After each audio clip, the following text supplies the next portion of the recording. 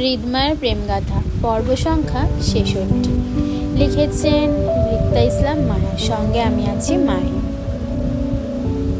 সব করতে পারেন শশী আপুর সাথে, এর জন্য আমাকে দূরে দূরে রাখেন, রাগারাগি করেন, ফোন দেন না, খোঁজ নেন না, একটু ভালোবাসেন না, নিজের সাথে রাখতে চান না, অথচ শশী আপুকে লাল শাড়ি কিনে দেন, ওনার হাতে শরবত খান, সেজন্য আপনার বউয়ের দরকার পড়ে না। সুন্দরী গার্লফ্রেন্ড আশেপাশে থাকলে বউয়ের দরকার কেন পড়বে আপনার? যান আপনি আপনার সুন্দরী প্রেমিকার কাছে।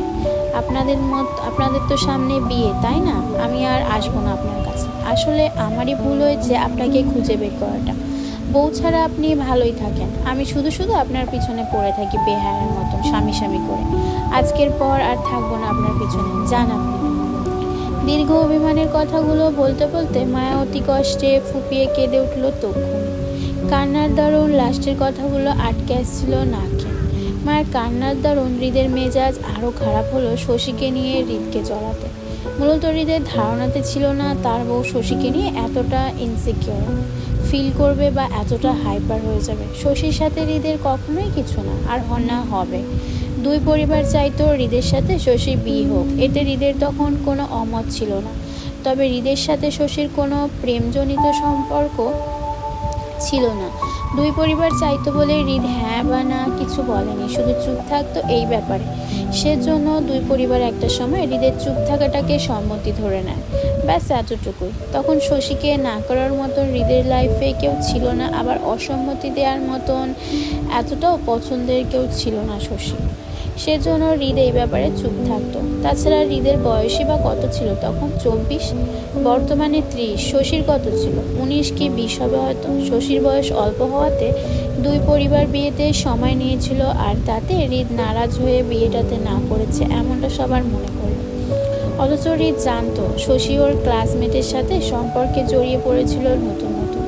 যেখানে হৃদের ব্যবহৃত টিস্যুতে কারো সামান্য টাচ পছন্দ না, সেখানে শশীর লাইফে অন্য ছেলের উপস্থিতি ছিল হৃদের এই বিয়েতে নিষেধ করার প্রথম কারণ। যেহেতু শশী হৃদের বিশেষ পছন্দ কেউ ছিল না, সেজন্য হৃদ কখনো চেষ্টা বা আগ্রহ দেখায়নি শশীকে অন্য ছেলের থেকে ছিনিয়ে নিয়ে নিজের কাছে আনা। বরং হৃদ স্বেচ্ছায় পিছিয়ে যায় এই সম্পর্ক থেকে এবং সরাসরি পরিবারকে জানায় সে শশীকে বিয়ে করবে না। কিন্তু সেটা অনেক আগের ঘটনা, বলতে গেলে আজ থেকে 5 বছর পূর্বের ঘটনা। হ্যাঁ, হৃদ শশীকে প্রায় বলতে শুনেছে হৃদের সাথে নাকি ওর প্রেমজনিত সম্পর্ক আছে, কিন্তু সেটা নিয়ে হৃদ এতদিন কোনো প্রতিক্রিয়া দেখানোর প্রয়োজন মনে করেনি, কারণ সেটা তার জীবনে বিশেষ কোনো ইফেক্ট করছে না তাই। কিন্তু আজ হুট করে তার বিবাহিত জীবনের ইফেক্ট পড়ায় সেটা সে মোটেও ভালোভাবে নিচ্ছে না। এমন না যে শশীর সাথে হৃদের রোজ দেখা সাক্ষাৎ হয়, কয়েক মাস পর পর বা খানবাড়ির বিশেষ কোনো পারিবারিক ফাংশনগুলোতে সবার মতো শশীর সাথেও হৃদের দেখা হয়। এছাড়া তাদের দেখা হয় না তেমন, কারণ হৃদের নিজের বাড়িতে শশীর আসা যাওয়া পূর্ব থেকেই নিষেধ, আর সেটা খানবাড়ির সবাই জানে। এখন এর মধ্যে যদি শশী হৃদকে 2-1 লেবু পানি খাওয়ায়, তাহলে সেটার জন্য যে কাউকে বিয়ে করতে হয় তা জানা ছিল না হৃদের। শশীর হাতের কতটা লেবু পানি খেয়েছে হৃদের তা জানা নেই, কিন্তু তার জন্য দরকার হলে হৃদ শশীর মুখে লেবু পানির ফ্যাক্টরি খুলে দেবে শোধবোধ করার জন্য। তারপরও বউ ছাড়া অন্য নারীর দিকে তাকানো ইম্পসিবল। বিয়ে তো দূর প্রশ্ন। শশী পাগল না ছাগল হয়ে গেল হৃদ সেটা দেখতে যাবে না, কিন্তু বোকা বউটাকে কে বুঝাবে এটা? হৃদ মোটেও তার বইয়ের উপরে কাউকে রাখে না, আর না রাখবে। প্রথম ভালো লাগা ভালোবাসার জায়গাটায় বলতে গেলে তার বউ, সেখানে বইয়ের বাইরে শশী কেন আসবে? তার কি ক্যারেক্টারের সমস্যা আছে নাকি? সম্পর্কে তৃতীয় ব্যক্তি কখনো হৃদের পছন্দ না, সেখানে তার বউ এত কিছু মনে চেপে এতদিন হৃদকে সন্দেহ করছিল। হৃদের বইয়ের অধিকার নিয়ে আরও আগে কেন আসলো না এই বিষয়ে হৃদের সাথে ডিসকাশন করতে?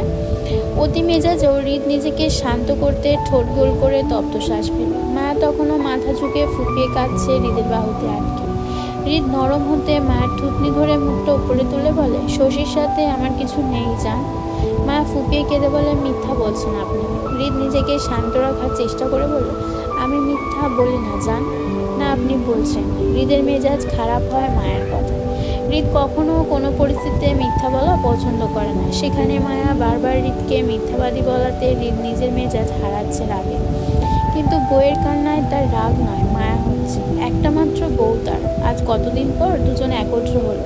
সেজন্য হৃদ বউকে আঘাত করতে চাইল না, বরং যত্ন করে মায়ের গালে আসা চোখের পানিটুকু দু হাতে মুছে দিতে দিতে হেয়ালি করে বলল, কাঁদছো কেন? জামাই মারা গেছে তোমার? আমার জামাই নেই। তাহলে আমি কে? কেউ না। কথাটা বলেই মায়া গাল থেকে হৃদের হাত ছাড়িয়ে পিঠ বেঁকে দাঁড়ায় কাঁদতে কাঁদতে। হৃদ পড়েছে মহা ফ্যাসাদে। জীবনে সে কাউকে তেল মেরে রাগ ভাঙিয়েছে বলে মনে হয় না। মূলত কাউকে তেল মেরে রাগ ভাঙানোটা তার শক্তপোক্ত পার্সোনালিটির সঙ্গে যায় না। সেখানে এই প্রথম সে কোনো দোষ না করে অকারণে বইয়ের রাগ ভাঙাতে যাচ্ছে। হৃদের মনে হচ্ছে সে আটকে গেছে কোথাও। বউ নামক মায়াজালে সে ভীষণভাবে ফেসে গেছে, যেখান থেকে বের হওয়ার রাস্তা জানা নেই। কিন্তু বউয়ের রাগ ভাঙাবে কিভাবে তাও বুঝতে পারছে না। তারপরও মায়ের বাহু টেনে নিজের দিকে ফেরাতে ফেরাতে হৃদ বলল, আচ্ছা আসো, একটু আদর করে দিই, তাহলে রাগ কমবে। আদর করলেও আজ আমি মানব না। হৃদ মায়াকে টেনে মুখোমুখি করে বলল, তাহলে কি করব? কিছু করতে হবে না। আচ্ছা একটা কিস করি তাহলে। কিস করলেও মানব না। তাহলে কিভাবে মানবে তুমি? বড় আদর করব? হৃদের কথার যথাযথ অর্থ মায়া বুঝলো না, তাই খানিকটা কনফিউজড হয়ে প্রশ্ন করলো, বড় আদর কি? মায়ের প্রশ্নে মুহূর্তে দুষ্টুমি খেলে গেল হৃদের ফেসে। মায়ের উপর ঝুঁকে পড়ে নাকে নাক ঘষে বলল, রুমে চলো, বলবো।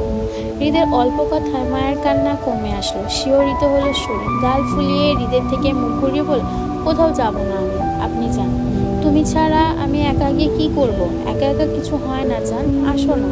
পারবো না। মায়ের নরম গলায় হৃদ নিঃশব্দে হাসলো। বুঝতে পারলো বউ তার নরম হয়ে এসেছে, হয়তো রাগ কমে যাওয়ার পূর্বাভাস। সুযোগ পেয়ে হৃদ মায়ের গাল ছেড়ে কোমর টানতেই মায়া খই হারিয়ে মুহূর্তে চেঁচিয়ে উঠল, দু হাতে হৃদের গলা জড়িয়ে। মায়ের দুপা মুহূর্তে উঁচুতে উঠে গেল। হৃদ মায়ের গালে নাক চেপে দিতেই মায়ের শরীর ছেড়ে দিল হৃদের হাতে। হৃদ দু হাতে মায়ের শরীরে ভার বজায় রেখে আরো ঘনিষ্ঠ হলো। মায়ের গাল থেকে ঠোঁট বুলিয়ে গলায় নেমে আসতে হৃদের রোমান্টিকতায় বাধা হয় শশী। শক্তি প্রয়োগ করে ছাদের দরজাতে শব্দ করতেই দুজনের মনোযোগ ভাঙে। মা চমকে ওঠার মতন ছটফট করে হৃদের থেকে নিজেকে ছাড়াতে চাইল ভয়ে। না জানি কখন ছাদে দরজা দিয়ে বাড়ির মানুষ চলে আসে।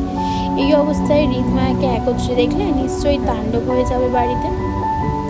অথচ হৃদ ছাদের দরজাটা বাহির থেকে আটকে এসেছিল, যেটা মায়া জানে। তারপরও পরিবারের ভয়ে ছটফট করে। মায়ের ছটফট আর দরজার শব্দে হৃদ মায়ের গলা থেকে মুখ তুলে লালাপো চোখে মায়ের দিকে তাকাতেই মায়ের চুপসে যায়। ভয়ার্ত গলা মিনমিন করে বলল, কে জানি এসেছে, দরজায় ধাক্কাচ্ছে, ছাড়ুন আমাকে। কেউ আমাদের এইভাবে দেখলে বাসায় হাঙ্গামা হয়ে যাবে। এই তো একটু আগেই তো মায়ের হৃদকে নিয়ে ইনসিকিউর ফিল করছিল, এই নিয়ে হৃদের সাথে রাগারাগিও করল। তাহলে এখন পরিবারের মানুষদের ভয় পাচ্ছে কেন? হৃদ তো ভেবেছিল হয়তো মায়া প্রস্তুত পরিবারের সবাইকে নিজেদের সম্পর্কের কথাটা জানানোর জন্য। তাহলে এখন হৃদের সাথে তার বউকে কে বা কারা দেখলেও তাদের তার কি আসে যায়? যেখানে হৃদ নিজের দাঁড়িয়ে আছে, সেখানে তার বউ অন্য কাউকে কেন ভয় পাচ্ছে, যেটা মোটেও তার পছন্দ না। হৃদ কি যথেষ্ট নয় তার বউয়ের জন্য? মায়ের অহেতুক ভয় পাওয়া দেখে হৃদের মেজাজ আরো খারাপ হলো। সুন্দর মোমেন্টে ব্যাঘাত করতেই হৃদ পুনরায় মায়ের গলায় মুখ ডুবাতে ডুবাতে বলল, হৃদ, ডোন্ট ডিস্টার্ব মি, ভালো লাগছে না আমার। কথাটা বলতে বলতে হৃদ মায়াকে মায়াতে মন্ত হতে চাইল, কিন্তু শশীর পরপর দরজাতে জোরালো আঘাত করে হৃদের নাম ধরে রাখাতে হঠাৎই চেতে ওঠে মায়া। এতক্ষণ শব্দের কারণে ঠিকঠাক বুঝেনি দরজা পাশে কে ছিল, কিন্তু হঠাৎ শশীর গলা শুনতে পেয়ে মায়ের নিভে যাওয়ার রাগটা দপ করে জ্বলে উঠল হৃদের উপর। হাত পা ছড়িয়ে ছিটিয়ে ছটফট করে উঠল হৃদের থেকে। নিজেকে ছাড়াতে চেয়ে, ছাড়ুন আমাকে, যান, আপনার সুন্দরী গার্লফ্রেন্ড এসেছে আপনাকে নিতে, থাকবো না আমি আপনার সাথে, ছাড়ুন। হৃদের বাহুতে পিষে যাওয়ার মতন চেপে গেল মায়া। শরীরের হাড় ভেঙে আসার জোগাড় হলে মায়ের নিঃশ্বাস আটকে আসলো। কোনো রকমে বলল, আমার কষ্ট হচ্ছে, ব্যথা পাচ্ছি, প্লিজ ছাড়ুন। মায়ের কথায় তক্ষুনি শোনা গেল হৃদের ক্ষিপ্ত মেজাজে কথাটা, নাটক পেয়েছিস?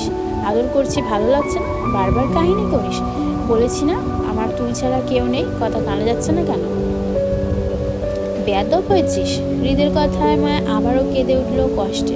হৃদ মায়ের ফ্যাচ ফ্যাচ কান্নায় দাঁতে দাঁত চেপে এক হাতে মায়াকে নিজের সাথে আটকে অপর হাতে পাঞ্জাবির পকেট হতে ফোন বের করে রাদিফকে কল লাগালো লাউড স্পিকারে। ফোনের ওপাশে রাদিফ হ্যালো বলার আগে হৃদ চিবিয়ে চিবিয়ে বলল, 2 মিনিট সময় দিলাম, 2 মিনিটের মধ্যে শশীকে নিয়ে যা রাদিফ, মেজাজ এমনি খারাপ, আমি বের হলে খুব খারাপ কিছু হবে।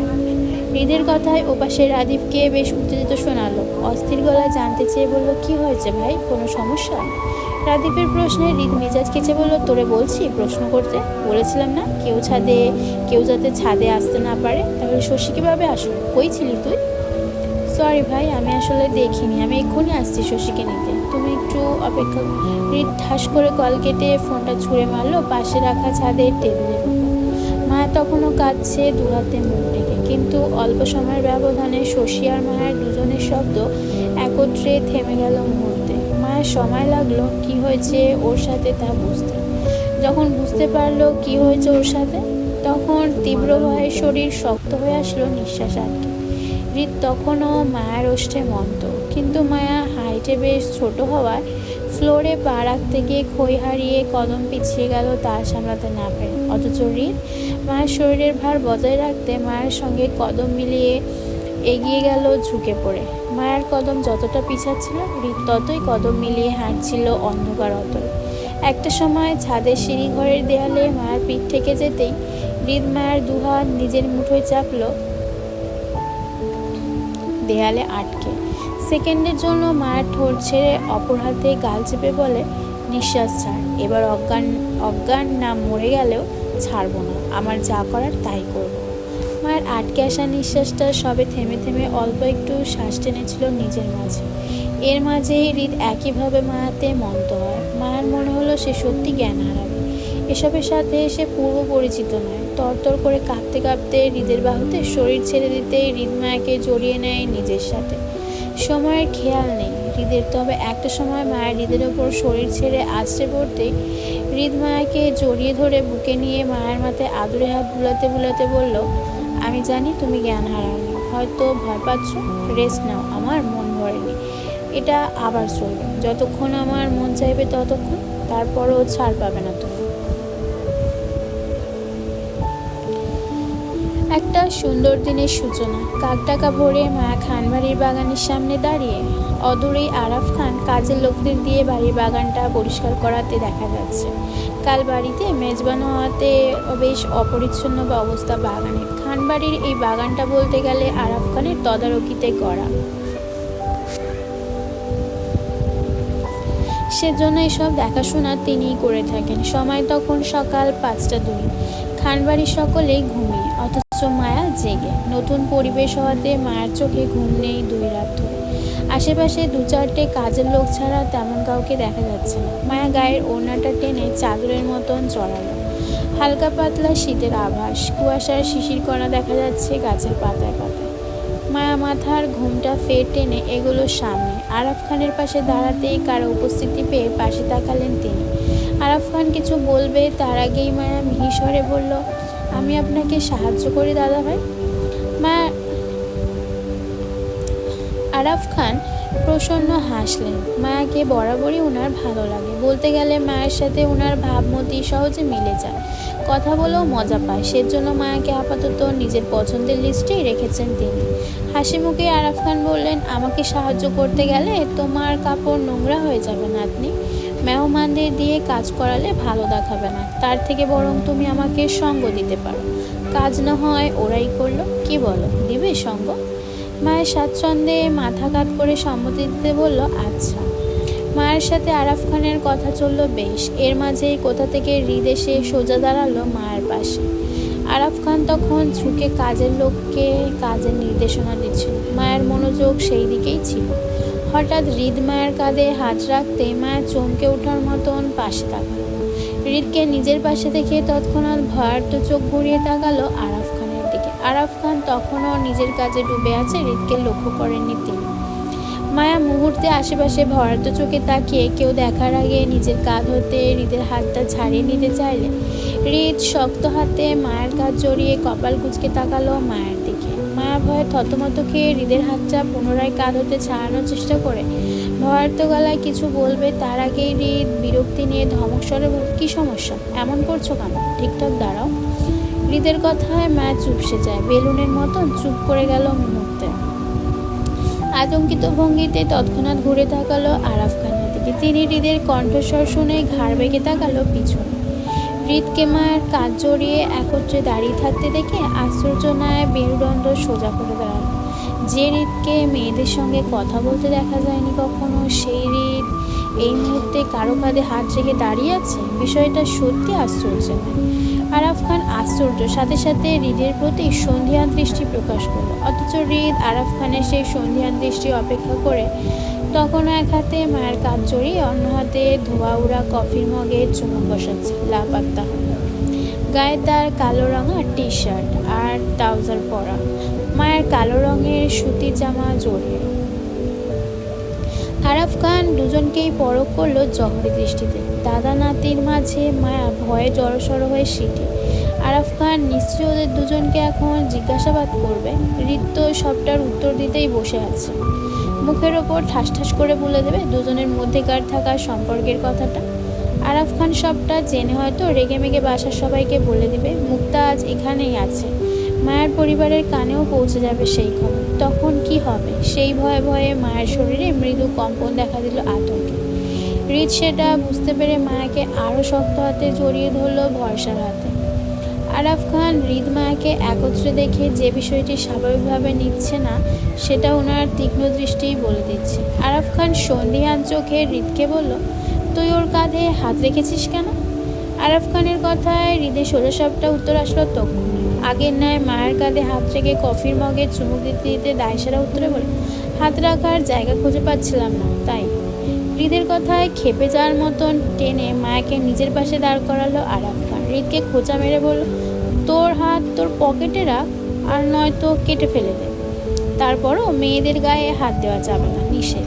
মেয়েকে? কাকে বলছো? আরাফ খানের কথায় হৃদ তীক্ষ্ণ দৃষ্টিতে তাকালো ওনার দিকে। এমন একটা ভাব যেন এখানে মেয়ে বলতে কেউ নেই। আরাফ খান কাকে মেয়ে বলতে বুঝিয়েছে সেটা বুঝতে পারছে না সে। ক্ষিপ্ত আরাফ খান আরও খেপে গিয়ে বল, হেয়ালি করছিস আমার সাথে? তোর মায়াকে মেয়ে মনে হয় না? হৃদের সোজা সাপটা উত্তর আসলো তৎক্ষণাৎ, না। তাহলে কি মনে হয়? আমার বউ। হৃদের সোজা সাপটা কথায় মায়া থমথমে খেয়ে বসলো। ভয়ে জড়সড় হয়ে আরাফ খানের মুখের দিকে তাকালো আতঙ্কে। হৃদ যে ঠাস ঠাস উত্তর করতে মুখিয়ে আছে সেটা মায়া আগেই বুঝতে পেরেছিল, কিন্তু এইভাবে যে বলে দিবে সেটা বুঝতে পারেনি। এখন কি হবে সেই ভয়ে মায়ের কলিজা ঢিপ ঢিপ করছে। অথচ হৃদের বলা সত্যিটা আরাফ খান বিশ্বাস করল না, বরং উনার মনে হলো হৃদ ওনার সঙ্গে হেয়ালি করছে ওনাকে বিরক্ত করার জন্য। হৃদ পরিবারকে না জানিয়ে একা একা বিয়ে করে নেবে, তারও নারী বিদ্বেষী ছেলে হয়ে, সেটা মূলত আরাফ খানের ধারণাতে ছিল না। তাই তিনিও হৃদকে হেয়ালি করেই বলল, তোর কপালে এত সুন্দর বউ জুটবে না, তোর কপালে জুটবে লাল কালারের বউ। লাল বউ না পেলেও সমস্যা নেই, নীল কালারের বউ অর্ডার করে দিব। তারপরও তুই এত সুন্দরী বউ পাবি না, কনফার্ম। আরাফ খানকে হৃদের কথায় বিশ্বাস করতে না দেখে মায়ের মনে সাহস পেল। ভয় থেকে বাঁচতে পেরে স্বাভাবিকও হলো, কিন্তু আরাফ খানের বলা হৃদের জন্য লাল বউ অর্ডার করার বিষয়টি বুঝতে পারল না। তাই হৃদ কিছু বলবে তার আগেই আরাফ খানকে প্রশ্ন করলো মায়া। জানতে চেয়ে বলল, লাল বউ কি দাদাভাই? তুমি লাল বউ চিনো না? মায়া মাথা নাড়িয়ে অসম্মতি দিয়ে বলল, না, এসব লাল বউ না চেনাই ভালো। তুমি ভালো মেয়ে, এর জন্য চিনো না। এইগুলো হচ্ছে টপ সিক্রেট, বুঝছো? কাউকে বলতে নেই। এসব লাল বউ অর্ডার করা হয় ওর মতন বুড়া মানুষের জন্য। ও এই বুড়া বয়সে বউ পাবে কই বলো? এর জন্য ওর জন্য লাল বউ ঠিক আছে। আরাফ খানের কথায় মায়া বড় বড় চোখ করে তাকালো হৃদের দিকে। মায়ের স্বামী আর বুড়ো? অসম্ভব। মায়ের স্বামী কত সুন্দর, মাশাআল্লাহ। একবার দেখলে বারবার দেখতে ইচ্ছা হয়। বিশেষ একটা আকর্ষণ কাজ করে তার মাঝে। কোনো দিক থেকেই যেন কার তার কমতি নেই। যেমন লম্বা তেমন ফিটনেস, কথাবার্তা, অ্যাটিটিউড, দৃষ্টি, বাচনভঙ্গি সব কিছুই অদ্ভুত অসাধারণ মায়ের স্বামী। সেখানে মায়ের জামাইকে বুড়া বলা মানে হাস্যকর কিছু শোনা। হৃদ আরাফ খানের কথায় তেমন